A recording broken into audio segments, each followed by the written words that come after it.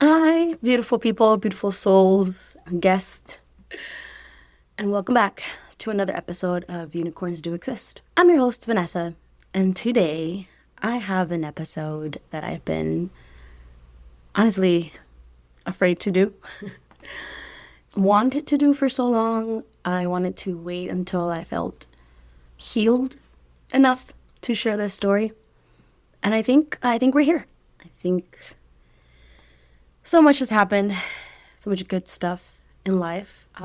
Everything is good. Everything is good. Everything that happens is good. But so much has happened, and I think everybody's been waiting for this one. So let's get into it. If you're new here, welcome to the podcast of growth, rebuilding, the podcast for women who are tired of feeling like they're not, or feeling like they're too much, feeling like they're too far gone. And I'm here to tell you that is not true. That's not the case at all. You are perfect the way you are. You were perfectly made. And I know it sounds really cheesy because they say God doesn't make mistakes, but he really doesn't. He's God. Duh. Everything that you have right now is everything you deserve so far. If you want more, you need to do more. If you think you don't deserve something, and sometimes it's not that you don't deserve it, it's that it's there to make you grow, challenge you, make you better. When you look at it that way, you can learn the lesson faster and be able to, move on to the next one. There's always life's full of lessons. But this episode I wanted to share with you guys, it's the one that I've been honestly afraid to do, but I know it's one that people have been waiting for. And I wanted to do it from a place of love. I wanted to do it from a place where I felt healed enough to tell my story or my side. And so let's get into my divorce. My ex and I were together for about 10 years. And once again, I always thought it was an amazing relationship. This is my point of view. I thought it was great. Every couple fights, every couple has their ups and downs, every couple has their challenges as they get to know each other and as they get to grow together. And we were not the exception. However, we always found a way to make it better, to grow together and to keep it going. Because, 10 years, you can't be unhappy for 10 years and stay, and it just doesn't make sense. You're not in a relationship for 10 years and then you say you were unhappy. Who knows? Maybe they were. But either way, we decided to have a child together. And it was one of the best decisions of my life. I don't regret one bit of it. But it did cost us our relationship in the sense. I feel like once I got pregnant, everything changed. I changed. The relationship changed. The dynamic changed. And I don't think it was a change. It was something we were both ready for. So during my pregnancy, I felt very alone. I was very alone. She worked long hours, which I understood and I knew since day one that was going to be the case. However, I did think there was going to be more of an effort to want to be there I even waited. I remember when she got a promotion, I even said, hey, let's wait till the end of the year so that you can get acclimated with your promotion and managing the store so that when I do get pregnant, we have a little more time. We have a little more time to be home and here, just in case I need anything. I originally was pregnant with twins. And IVF was not fun. The shots made me sick. So much progesterone in my body gave me migraines. I suffered from horrible migraines, like day-long migraines, 3 days long. Made me nauseous. Like, not the pregnancy, like the first 2-3 days. I wasn't nauseous from the pregnancy. I was nauseous from the migraines. Not eating and all that stuff. It was so bad. And I would remember logging into work, and I would log into work from home, and I would have my glasses on, like, from the light, because the light hurt my migraines, and I was just thinking about it making me nauseous. So, yeah, that was the first 4 months of my pregnancy was like that. I remember laying in bed and calling my aunt, which I love her so much, and I thank her for her kind words. She called to check on me, and I was crying in bed, or my ex wasn't home. And I remember telling my tia, like, I think I'm done. I think I need to get this baby out of me, like, or these babies out of me. At the time, I still had twins. I do remember telling my aunt, I quit, I give up. I can't do it. There's no way I can keep going like this. 3 day long migraines. The pain was excruciating. I couldn't take anything for it. Not one, not even Tylenol I would take. That. And then alone in a room by myself at home in the dark. I used to call my ex to work and cry on the phone and just be like, just hear me, like, just talk to me. Just tell me something so I don't feel so lonely. And I remember when I was like 4.5 months, I woke up one day and I was like, whew, like a breath of fresh air. I was like, oh my God, I don't feel nauseous. I don't have a headache. I feel great. I started to feel like myself again. I was so happy that I was at the stage of the pregnancy where it's like, okay, it's like a second wind. Finally, when that happened, I was able to get up and actually get ready and do my hair and makeup and go to the office. It was so much fun going to the office. I love my job. I love Capital One. I love working there. I love the people I work with. I loved every single one. I had a really great coworker who would always bring me a pastry in the mornings, and I gained so much weight, but I loved it. Everybody was just so kind, and I just felt cute for the first time in a long time. I felt cute pregnant, and I was so happy with the pregnancy by then. By then, it was only one. It was just Julian, my baby. His sister decided not to share a birthday. Her heart stopped beating around 15 weeks. And so that was challenging. And I felt so guilty because I went to Coachella and I went to Vegas and I drove back and I did all these things that I thought were fine. And I somehow feel like that probably had something to do with it, even though they say no, that it was nothing to do with that. She just stopped growing. Julian needed more energy, I believe, than her. So that was a little bit of a heartbreak in the whole mix. But I was glad that Julian was okay and he was intact and they both had their own sac. So nothing happened. He was intact. And so that was a blessing. We still had our baby. And as I was pregnant, I was a DD a lot of the times. I tried to be as understanding as possible, in the sense that just because I can't drink doesn't mean she can't drink. So I let her drink. I would drive. A lot of times she would say, hey, can I go get a drink with my friends? Of course, you know. But then this became a habit of hers. And it was every Tuesday because she was off the next day, Wednesday. And it wasn't just a drink. She would come home till 2. She would get drunk, then not be able to help me the next day at all because she was hungover. Once again, I'm alone by myself. Now I'm like 4 or 5 months pregnant. And it just kept happening again and again. Till eventually I started to say, hey, like, no, how about you don't go out drinking?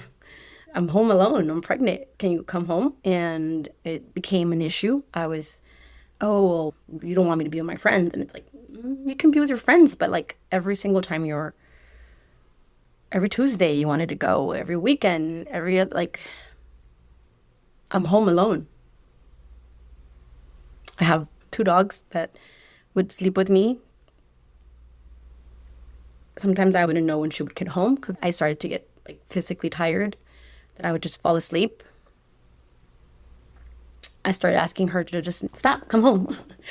And then it became that I was nagging, and it became that I was jealous of her friends. And to a certain extent, she was probably right. I was jealous. I was jealous that she chose other people over me and her child at the time. That's what I felt like. I felt like they were choosing not to come home. And I've noticed that there's some husbands that kind of go through that too. Like they don't want to go home because they don't know what to do or how to react. And I just didn't think that was going to be us, but it happened to us as well. I was 34 weeks pregnant by now. And they tell me that my birth canal is blocked. So I can't deliver naturally. I have to have a C-section. I would have to go in there all the time for O negative, and our sperm donor is AB. some positive or something like that. So they needed me to go in there and get shots every time because of the blood type that was different than my son's. And my blood, if I would go into labor or if anything happened, my blood would automatically try to kill the baby. And so I would always have to go in and get like special shots and checked and stuff like that. And her job was her job. And so I would do it on my own. And I still didn't mind. I still didn't care. Then I remember I was 34 weeks and I got sick. But we had already gotten into an argument because she was probably out drinking. And I wanted her to come home, and we got into an argument. And during that time, she had a habit of like, I'm mad at you, so I don't talk to you for 3 days kind of thing. It was always 3 days. That was her thing. So the night before, we have an argument. I started to feel really sick. I'm at work. I think I have a cold now. I feel sick at work, and I have a headache. I go lay down in the spare bedroom because we had been fighting. She was off that day. The day before, she didn't speak to me. The next day, I was laying in bed all day, didn't check on me, didn't talk to me. I slept for like the entire morning. She left to get her nails done. And I kept feeling sick, and I started to feel more sick. And I started to feel like movement or like kind of like cramps. But I thought like maybe it's, contractions. And I call her, and I'm waiting for her to get her nails done and come home so I could tell her like, hey, I don't feel well. Can you take me to the hospital? And then an hour goes by, 2, 3, 4 hours go by, and I'm just like, that's like, I'm starting to feel even more sick. So I call her and say, hey, where are you? The first time she didn't answer. Second time she answered, she's like, oh, I came to eat with my friend. Okay, you didn't mind telling me? You haven't checked on me in 2 days, and you obviously know I'm sick. I've been waiting for you. I was livid. Livid. I blocked her that day. I blocked her number. I didn't want to hear any calls. I got in the car and I drove myself to the hospital because I was 34 weeks, and because of the pregnancy and stuff like that, they checked me in. I went to the hospital. I was by myself the entire day. I think I got to the hospital like at 4. My sister came like at night. She was working that day. She came at night to be with me because they were going to check me in. I was having some contractions, small ones, but because I was 34 weeks, they needed to call my doctor and figure out whether I was going to deliver that day or she wanted me to wait.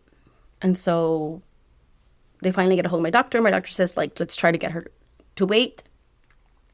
Keep her for a couple more hours watching, making sure the contractions don't get any bigger. Or because, once again, if I go into labor, my body can hurt the baby, my blood, because of the blood type. So they hold me there. The contractions kind of slow down. They calm down. I was very dehydrated because I was sick. I hadn't eaten. So all of that together, like, just made me feel, that's why I felt so sick. So never did she come looking for me. Never did she. But when they said, hey, we're going to have to wait and see whether you're going to labor today, or you might go into labor today, or for the C-section, like we might just take you in because we don't want you to go into labor at home. But we're going to talk to your doctor and wait. So I think they gave me another shot of those shots that they would give me for my blood type. And finally, like at 2 a.m, they send me home. Me and my sister go home. We go to bed in the spare bedroom again. In the morning, she's getting ready for work and was about to leave without saying hi or bye or checking on me until she saw my sister in the kitchen. She's like, oh, hi, what are you doing here? And I finally tells her, like, oh, well, she was in the hospital till, early morning, and they think, she had contractions. And I remember that day, like something in me broke. Like when it's like a glass, like you have this idea of a person and you can't see. It's like a ceramic doll. Like to me, she was a ceramic doll. And that day, what happened, how it all played out, like it cracked. Like my idea of her cracked. And it cracked open. And then I saw a completely different human that I never really seen before. And that day, I cried. I couldn't help but cry and cry and cry. And I remember thinking, like, I don't even want her at my birth. I don't want her near me. I don't want to be around her. I just cannot stand this human being at all that chose, just a friend that chose to go with a friend over her wife slash child. I was so baffled. I was so like shocked. I was so in disbelief that I couldn't wrap my mind around it. I had another doctor's the next day. I had to go see my primary care. So I finally told her that's what happened. I was at the hospital. I got to see. She's like, why didn't you tell me? Why didn't I tell you? Why don't you care enough to ask, to check, to anyway, that's where it all started for me. That's where I think the relationship really started dying for me. I could always take being the second choice compared to her job. That was okay with me. I met her that way. I understood it that way. I never had a problem with that. I've always said, I'd rather you work and have a great life and provide a great life for us than, be here all day on the couch and, I understand the sacrifice that has to be made. But I was never okay with my son being second choice for anyone.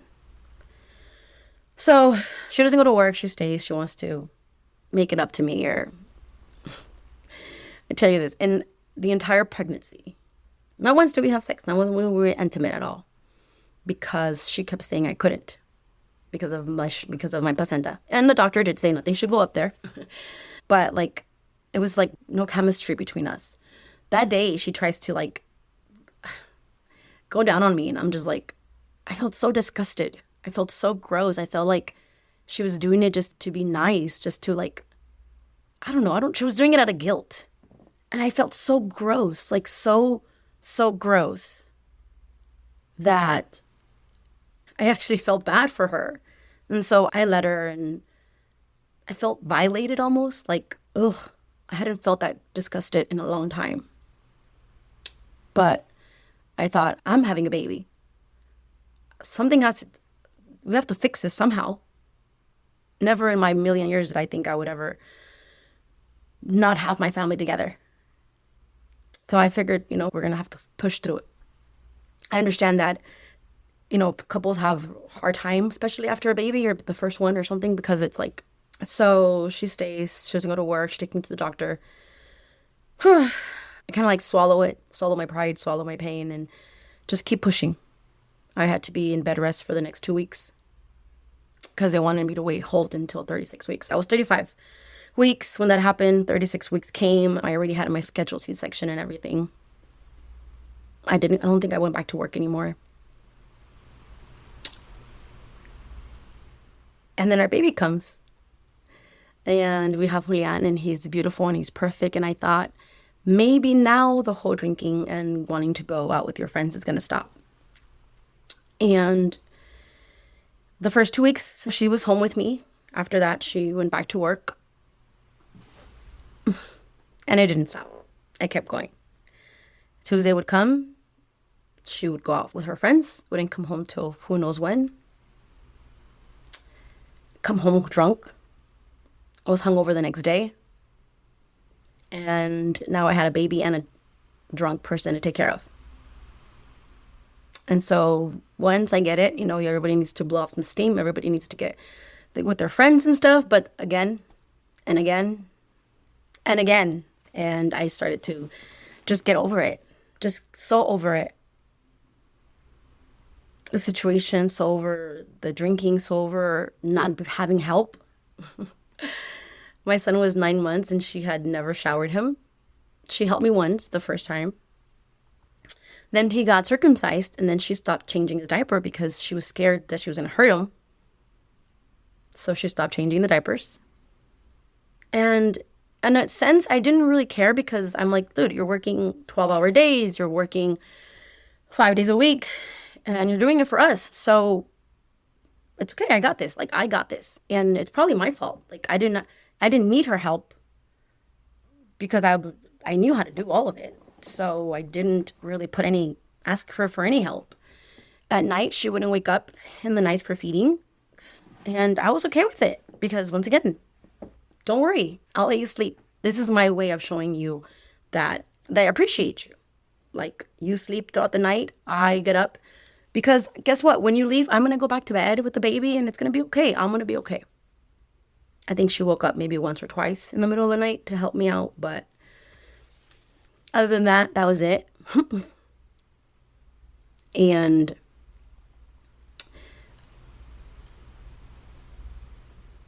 I kept pushing through. But little by little, I kept dying inside. And I was just focused on keeping my baby alive and being a good mom and learning everything I need to do. And kind of like I zoned out. I didn't even think about it. Like, I didn't even think that what she was doing was wrong. I just kept going. My sisters were there. They helped. My mom came and helped. I felt like, okay, well, I'm fine. Like, she's working. Let her do what she's good at, and I'll do what I'm good at, and it's going to be fine. We're going to figure it out. I still planned Christmas. I still planned Thanksgiving. I still planned, everything. And I loved doing all of it. I genuinely did. And I remember right before Coachella, she was going to take a week off for Coachella. We are 6 months now. And he has a 6-month checkup. And I planned it on a Wednesday because that's her day off. And before, she had gone out with her friends, gotten drunk. It was dinner or something like that. I chose to stay with my son because my son wasn't feeling too well. And then the next day we have his doctor's appointment. And she's getting ready and it's like, oh, I remember telling her, like, the appointment's at 12. She's like, oh, okay, well, I'll see you later. And I was like, excuse me? She's like, yeah, I'm getting ready. I'm leaving with my friends. It's my friend's birthday, and I'm leaving. I said, oh, okay. You do know your son has a doctor's appointment today. It's a 6-month checkup. He hit 6 months. You're not going to come? She's like, well, we already had plans. Me and my friends already had plans. Oh, okay. I remember looking at her and told her, I'm never going to beg you or teach you how to be a parent. If you don't want to do it, don't do it. But I'm not teaching you how to be a parent. And she got offended. She's like, you don't have to teach me anything. Okay, good. I'm just letting you know. Her friend actually told her, hey, you probably should go to the appointment. Meet us after. And yeah, that's exactly what she did. She came to the appointment and then she left. And my baby and I stayed home. Then Coachella is my favorite event of the year. I grew up in Coachella Valley, so I've been going to Coachella for a long time. I brought her for the first time, and she knows how much Coachella means to me. The day before Coachella, I've been planning for this event since I can finally drink and the baby's out.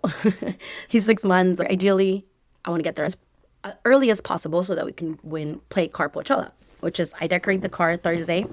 And this is a Thursday that she went out with her friends. I'm decorating the car, just me and my baby, still happy, just excited to go to Coachella. Finally, have a break, because my baby's gonna stay with my mom. We're gonna stay with my mom. Everything's gonna be great. She doesn't come home till God knows when, that Thursday night. She comes home drunk. Thank God she didn't drive, but she came home drunk. So the next day she's hungover again. I'm packing for Coachella. This girl is no help. She's laying in bed. Doesn't get up till 10. I'm like, we have to go. We have to go. We need to get ready over there. She doesn't even have her car. She was like, I'm going to go get my car. I'm like, okay, well, get up. Go. Oh, I'm just hungover. I can't. I tried so hard not to blow up in her face. So finally, I was like, you know what? I'm leaving. I'm taking my baby. I'm taking the dogs. I'm leaving. I'm leaving you. I am leaving to Coachella. If you're ready or not, I don't care. I'm leaving. So I do. I get in the car. I leave. She's not even home because she went to go pick up her car, so she's not home. I'm like, where are you? We gotta go. It's 12 something. That means we're not gonna get to my mom's till 1 something. She's still hungover. She's not ready. I left. And then she calls me. I'm home. I'm here. And can you please come get me? Can you please come get me? Don't leave without me. I was so livid. I was like, I need gas. I need a minute. I need to get away from you.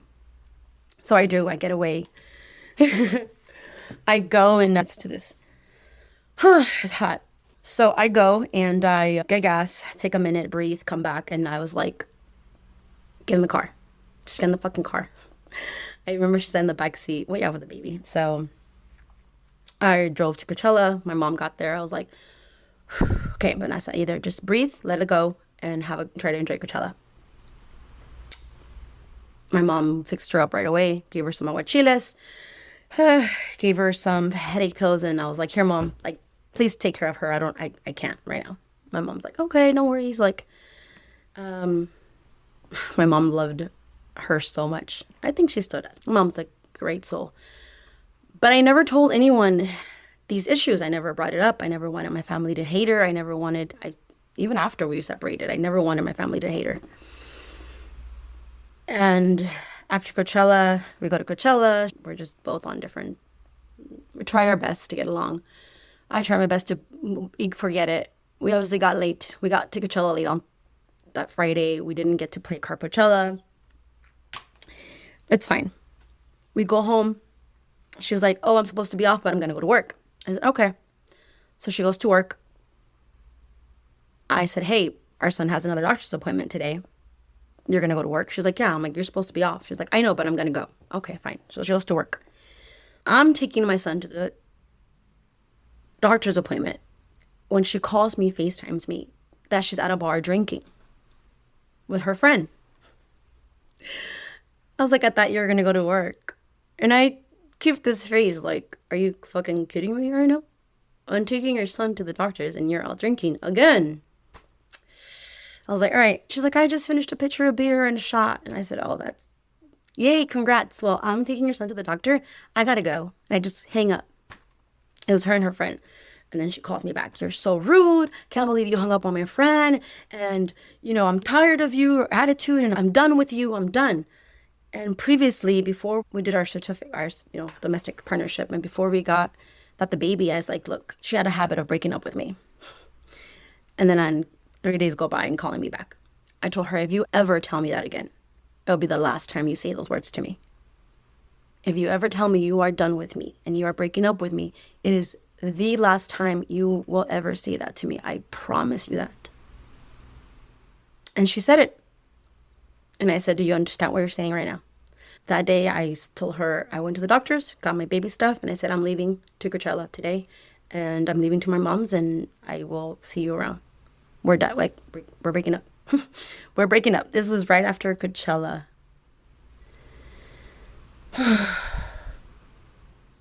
And in my mind, that's the day that I was checked out. I really do think that's the day I checked out. I knew that there was... She comes back and she's like, you're not taking my son. I'm like, okay, you're going to stop me? When you're at work? When are you going to stop me?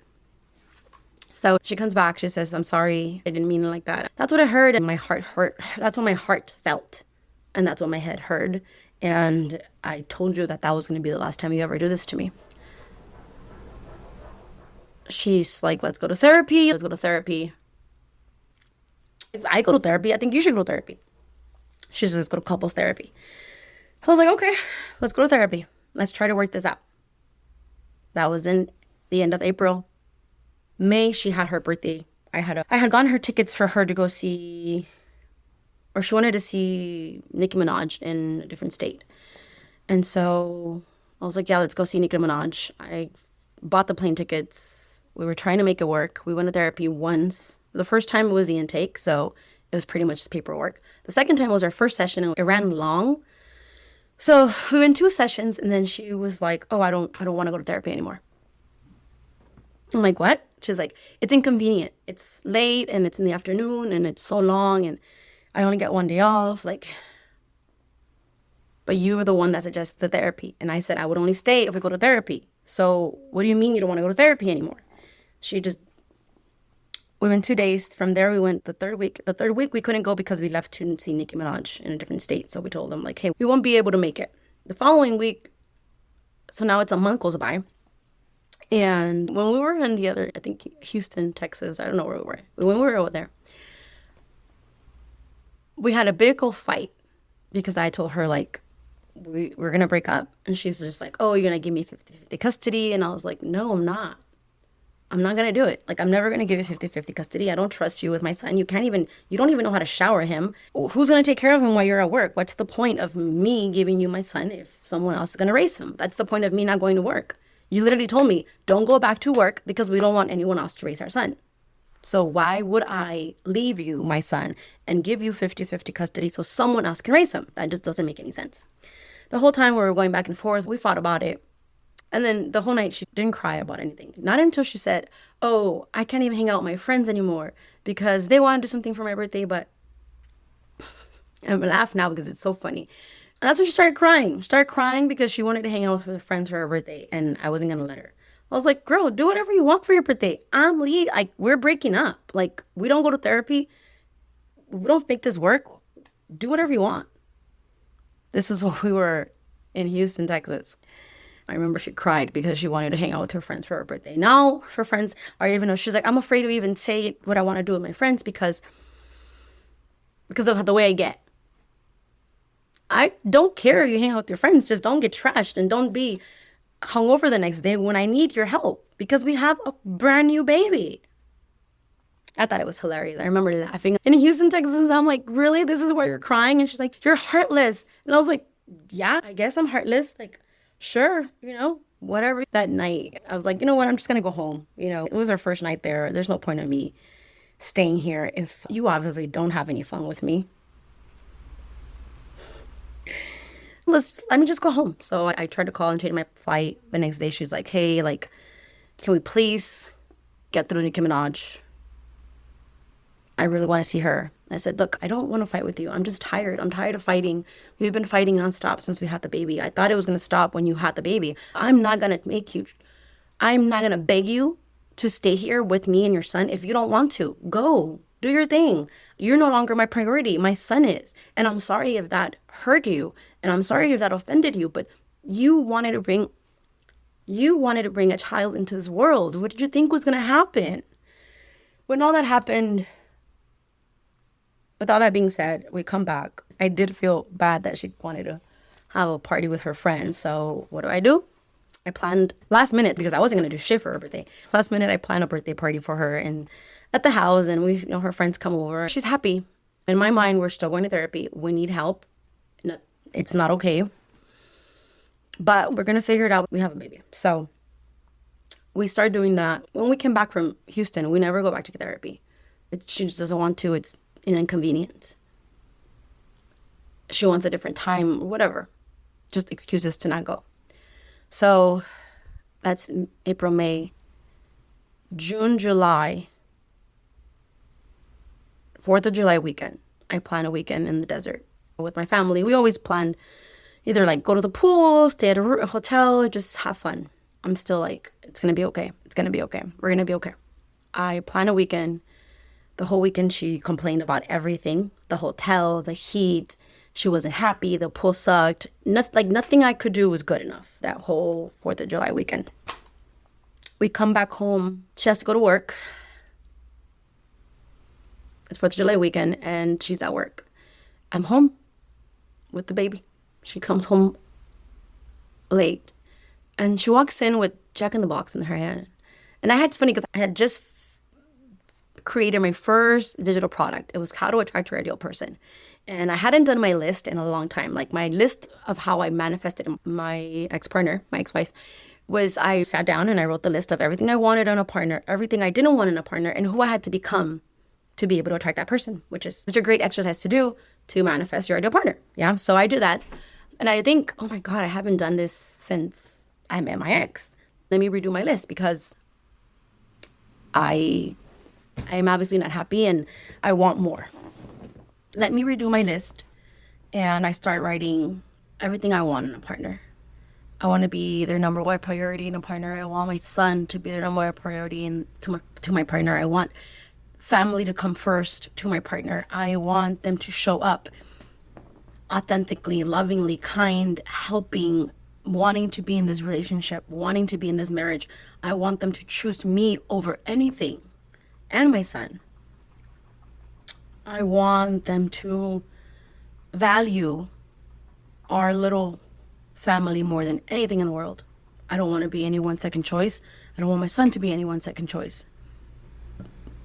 And I do my list. I do what I do not want. I don't want an alcoholic. I don't want to repeat the cycle of my parents. I don't want to fight. I don't want to have to worry if I'm going to have a place to live or not. I don't want to have to worry and not feel safe in my own home. I don't want to. And then the part is, who do you have to be to attract that person? And, I want to show up differently. I want to show up better. I want to be the best wife ever I could possibly be. I finished my book. I finished my list. Julian's already asleep, and she comes home with Jack in the Box in her hands. And I'm like, are you drunk? Are you okay? She's like, yeah, I'm fine. I'm like, are you drunk? No. I'm like, okay. Then she gets there and she takes a shot with my sister. As soon as she walks in, she takes a shot. And I was like, oh, that's weird. But my sister was there and she was going out with her friend, so they had taken a shot. They're like, shots. And they take one, all three of them, and then they go. And my sister leaves. And then I remember, like, you smell like alcohol. She's like, I just took a shot. I'm like, no, you don't smell like you took a shot. You smell like alcohol, like you've been drinking. She's like, I'm not. And I was like, okay. And then she drops the taco on my laptop on top of me. And I just stare at her like, I know you and you're drunk. And she's just like, no, I'm not. And then she's being really loud. I'm like, hey, can you please lower the voice? Like, Julian's asleep. Oh, I can't even be loud in my own home. And it's like, you can be loud in your own home, but if you wake up the baby, you're not going to put him back to sleep. You need to shush. Like, lower your voice. There's no need to scream. And she starts getting riled up and angry about something. And I'm like, I finally was like, look at me. You're drunk. And you're fucking lying to my face. I'm like, where did you go? She's like, nowhere. Where did you go? Nowhere. And I was like, okay, all right.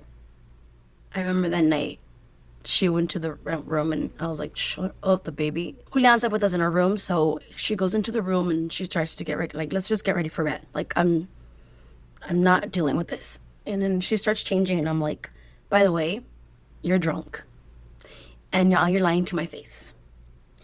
And I can forgive you being drunk. I don't care that you get drunk. That's not an issue. The issue is that you lied to my face. And then she lays down and she's like, no, I'm not drunk. You were crazy. What do you want? I don't know. She starts going off about my sister and her relationship and how she do you want me to be like, do you want me to be like, she just starts saying like the dumbest, randomest things that I'm just like, you sound so stupid right now. Just go to bed and shut up because you're going to wake up the baby. And I remember like finally just go to bed, shut up, say nothing. And I think I even went to the other bedroom. Yeah, I think I got the baby and went to the bedroom. I was like, dude, either shut the fuck up or I'm going to go to the other bedroom because you're going to wake up the baby. It's probably like 10 o'clock at night, like,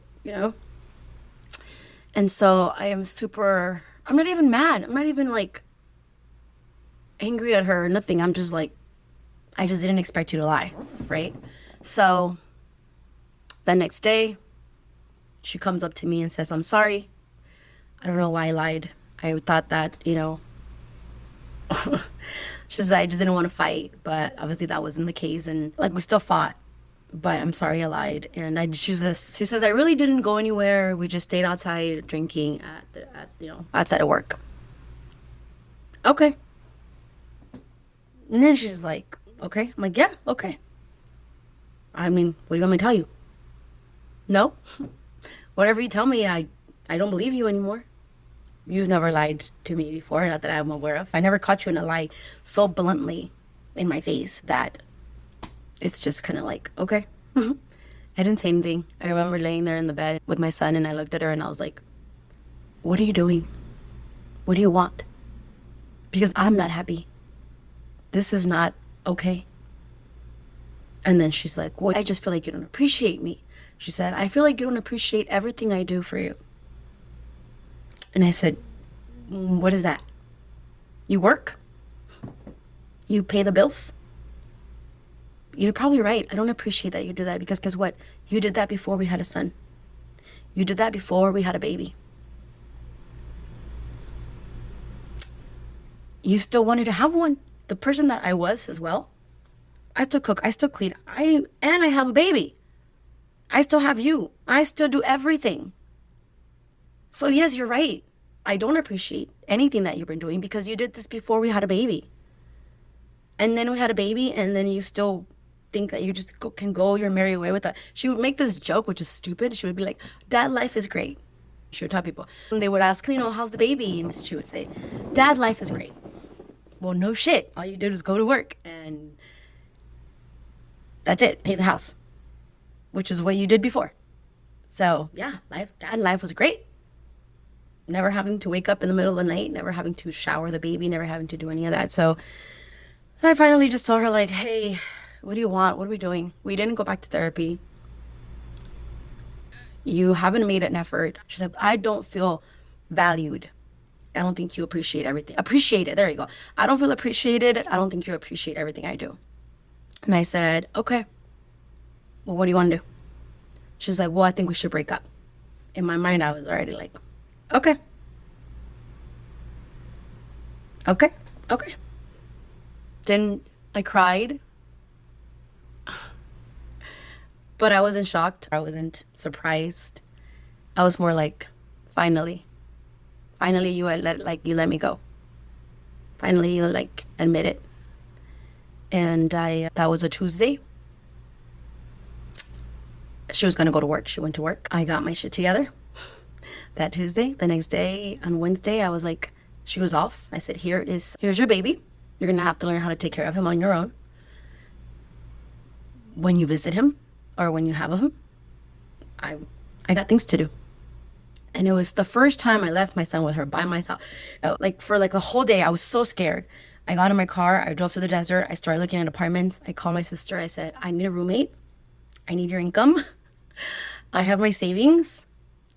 I'm moving out. She's like, no, you're not. I said, yes, I am. I'm getting an apartment today and I'm moving out. That was Wednesday. I saw a couple apartments. I just wanted something small, something I knew I could handle, manage, not too crazy in rent. I gave my sister all the paperwork. We filled it out, paid. And then by Friday, my sister got the keys. I went back home, packed, and moved out Friday. And she even said oh, don't worry, take your time. Whenever you can leave, I'm leaving ASAP. And yeah, I left. And so this was really long, so we're going to do a part 2 instead.